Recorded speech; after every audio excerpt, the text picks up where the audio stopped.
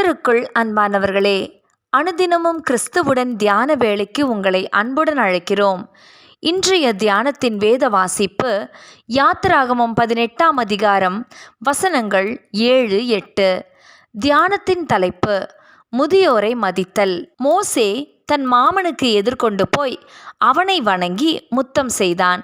ஒருவரையொருவர் சுக செய்தி விசாரித்து கொண்டு கூடாரத்துக்குள் பிரவேசித்தார்கள். யாத்திராகமம் 18ஆம் அதிகாரம் வசனம் 7.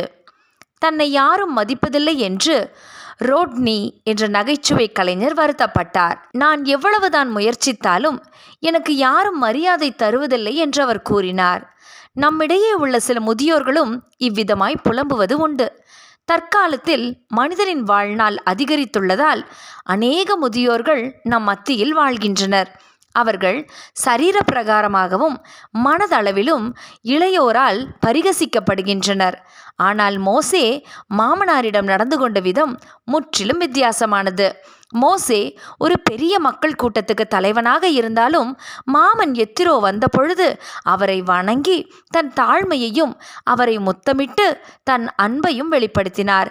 தேவைகள் நிறைந்த மக்கள் தனக்காக காத்திருந்தாலும் எகிப்தில் தேவன் பார்வோனுக்கு செய்தவைகளையும் தங்களது விடுதலை பயணத்தையும் விளக்கமாக எத்திரோவிடம் எடுத்து கூற நேரம் செலவழித்தார் மோசே. நாம் முதியவர்களை பொறுமையுடனும் அன்புடனும் நடத்த வேண்டும். அவர்கள் கடந்த காலங்களில் தமது நாட்டு பணியிலும் குடும்பத்தை பராமரிப்பதிலும் நேர்மையுடன் வாழ்வதிலும் அநேக தியாகங்களையும் அர்ப்பணிப்புகளையும் செய்திருக்கின்றனர். எனவே அவர்களது நிறைவு காலத்தில் மரியாதையுடன் நடத்தப்படுவதற்கு அவர்கள் தகுதியுள்ளவர்கள். நம்முடைய வயதான பெற்றோர்களை அன்புடன் நடத்துவோமாக. அவர்களுடன் சிறிது நேரம் செலவிடுவோம். அவர்கள் கூறும் செய்திகளையும் நிகழ்ச்சிகளையும் காது கொடுத்து கேட்போம்.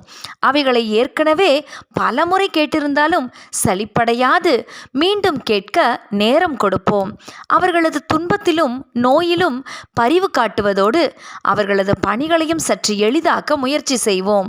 ஒருவேளை நமது பெற்றோர்கள் இன்று உயிரோடு இல்லையேல் நமது வீட்டின் அருகாமையில் உள்ள முதியவரோ சபையின் அங்கத்தினரோ எவரேனும் ஒருவருக்கு நமது உதவி தேவைப்படலாம்.